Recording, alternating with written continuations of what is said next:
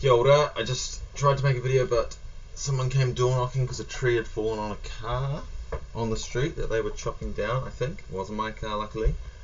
What I was going to go through is Bivariate data, how to start on your practice assessment. So pretty much open this, and I would say open the marking grid as well.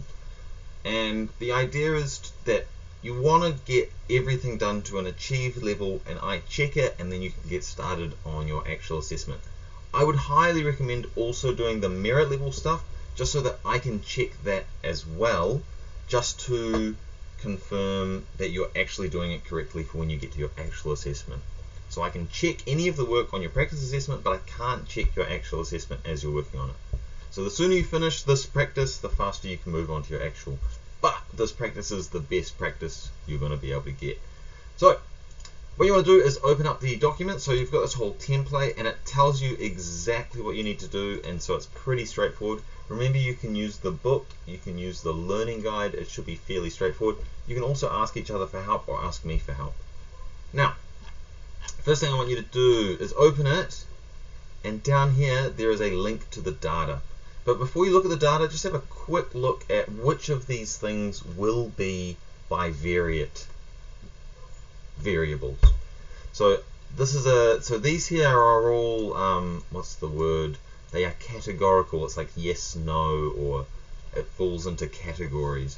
Whereas the age of an individual, the age of a partner, their total income, wages, salary, debt, and net worth are all numbers that are on a scale, so they can be used for bivariate data.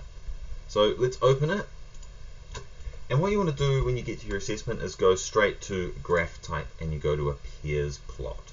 You can't see that because my face is in the way. I'll chuck it up there. So you go down to pairs plot and graph type. And so you can see anything that has a scatter graph are variables that you can compare. Remember, they are associated diagonally.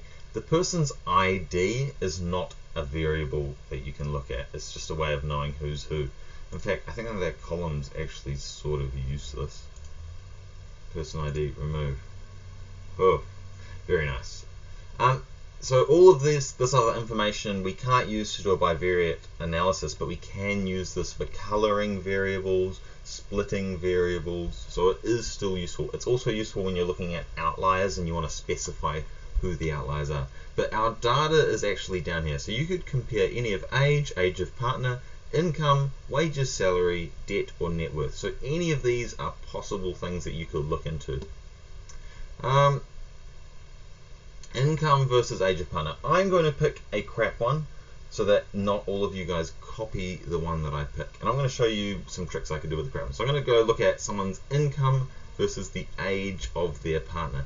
Do you think it's better to look the other way? Should I say that the age of partner dictates their income, or the income dictate the age of partner? I'm going to go this way. Why not?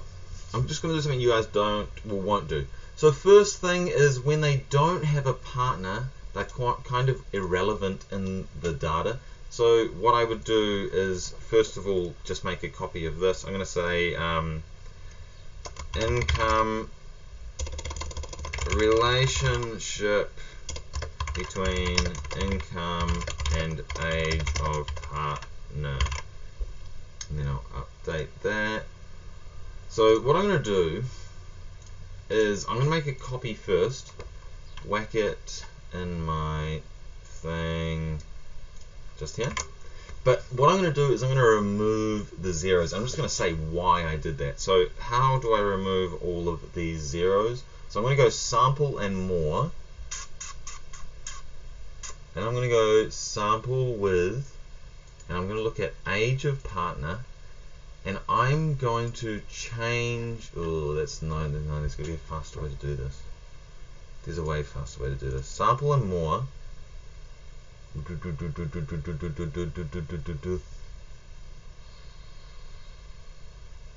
Filter data. Filter by age of partner. And I want to filter all of the 1 and 65. Let's see if this way works. Yeah, so that was a way of removing all of the zeros. And then I'm going to put up here zeros removed. The reason being, I better take a G away from that. This is actually a pretty interesting looking graph. I'm glad I went with this one. It should be probably easy to do research about as well. You should consider how easy it will be to do research when you're picking your variables, right? Because is there going to be research? So what you could do to check that is you could say age of partner versus income and see if there's any information on that. So I just held down Control then so that I can just quickly check these.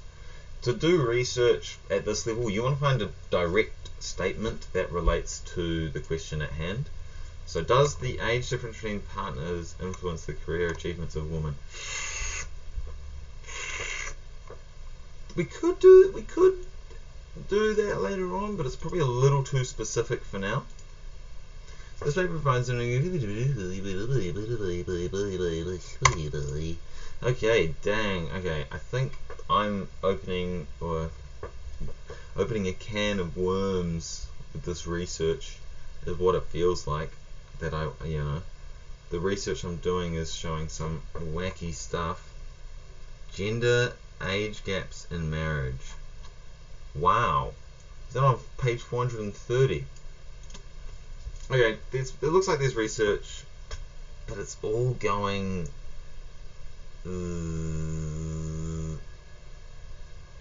I could do research on this. It's just not going to be easy to find direct statements. I guess it's going to be seen as males, so we'd have to color it by the gender.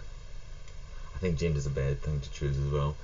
Sex, it would be much nicer. And then I guess from what I was looking at before, there's going to be blue as male. Oh no, I think all of that, it's showing me that actually the research is going to be kind of hard for this because it's all pushing in one direction and I'll have to be really specific to get info out of that.